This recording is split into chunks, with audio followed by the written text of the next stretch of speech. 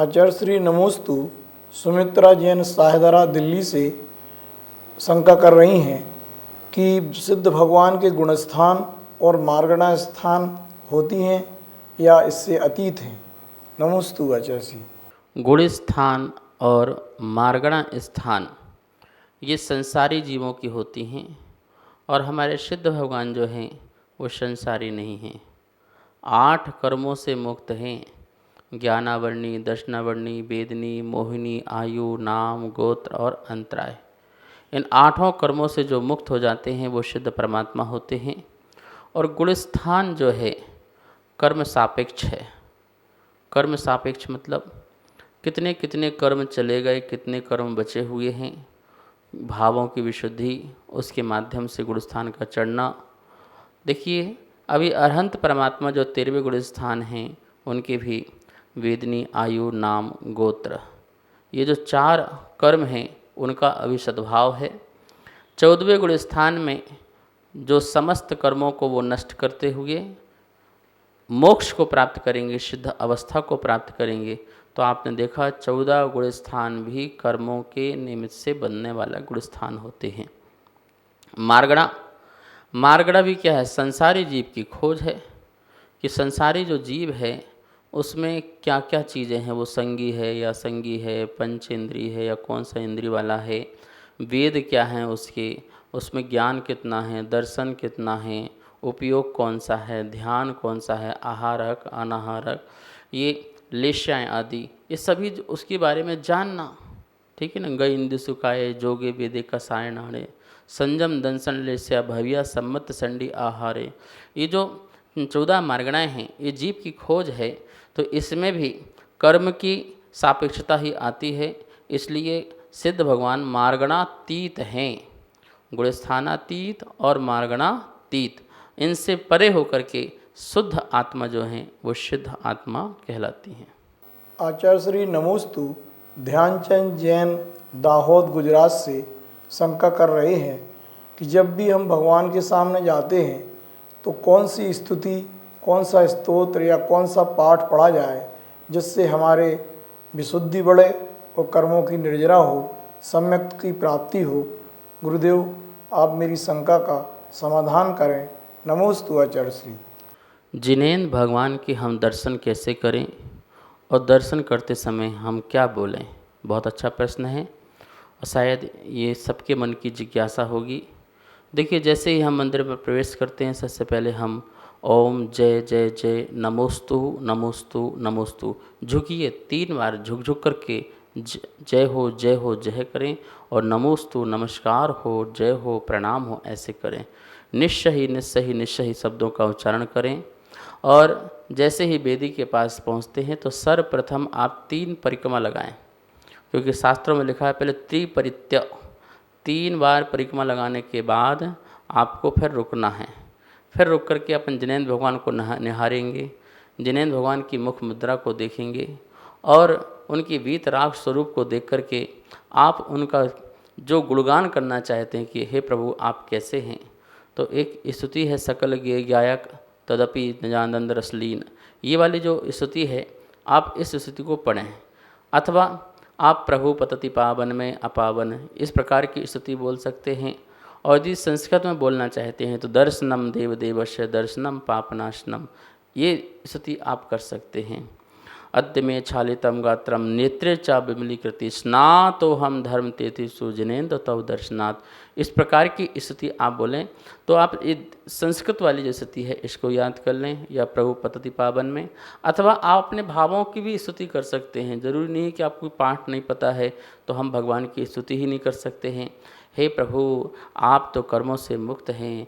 हे प्रभु आपने संसार के झंझटों को दूर कर दिया है। आप में कोई राग नहीं है, आप में कोई द्वेष नहीं है, आप किसी भी पदार्थ से मोह नहीं करते हैं, आप स्वभाव में रहते हैं, आप जो हैं अपने समता भाव में रहते हैं, आपका वीतराग भाव है, आपके अंदर सर्वज्ञता है, आपके अंदर हितोपदेशा है।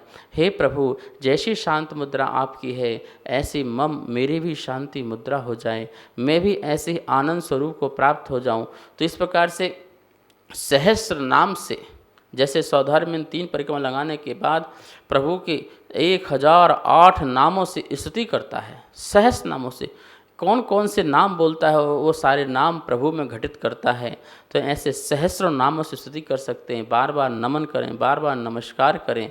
ऐसे स्तुति स्तोत्र आदि पढ़ते हुए आप एक स्थान पर बैठें या पूजा पाठ करें, वहाँ स्वाध्याय करें, ध्यान करें, अपनी आत्मालोचना करें, प्रतिक्रमण करें, प्रत्याख्यान करें, आदि अनेक कार्य हैं जिन मंदिर में जाके कर सकते हैं। तो कहने का मतलब यही है, जिनेंद्र भगवान के सामने खड़े होकर के आप उनके नामों का उच्चारण करें, उनके गुणों का उच्चारण करें, उनकी प्राप्ति का मन में भाव रखें। हे प्रभु, अज्जेमी पूज्येमी बंदामी नमस्सामी, दुःखक कहो कम्मक कहो बोहिला हो सुगमनम समाहि मरणम जिणगुण संपत्ति हो मध्यम। ऐसी स्तुति आदि करें। और कुछ भी नहीं आ रहा है तो फिर नमोकार मंत्र आदि पढ़ें, ओम नमः से देव्य पढ़ें, नमो अरिहंताणम पढ़ें।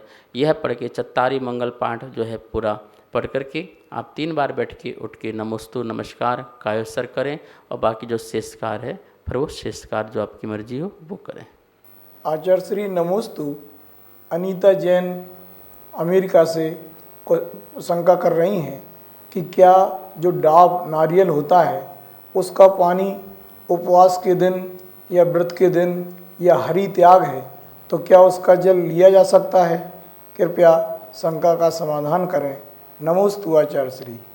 डाब का पानी किस में आता है? सबसे पहले इस प्रश्न का अपन समाधान करते हैं।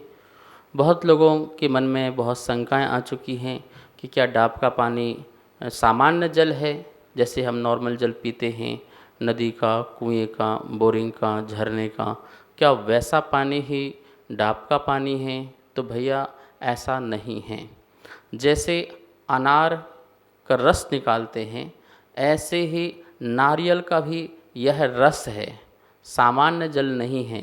ये नारियल का रस है तो नारियल जो है कैसा है, वो हरा है, उसको अभी सूखा भी नहीं बोलते हैं कि सूख गया। जैसे अनाज सूखने के बाद हरा थोड़ी होता है, इसी प्रकार से अभी जो कच्चा है नारियल और उसका जो उस कच्चे नारियल से जो निकल रहा है तो कच्चे नारियल से ही रस निकल रहा है, इसलिए वह पानी नहीं है, वो डाब का जल बोला जाता है। वो हरी में आता है। किस में आता है? वो हरी में आता है।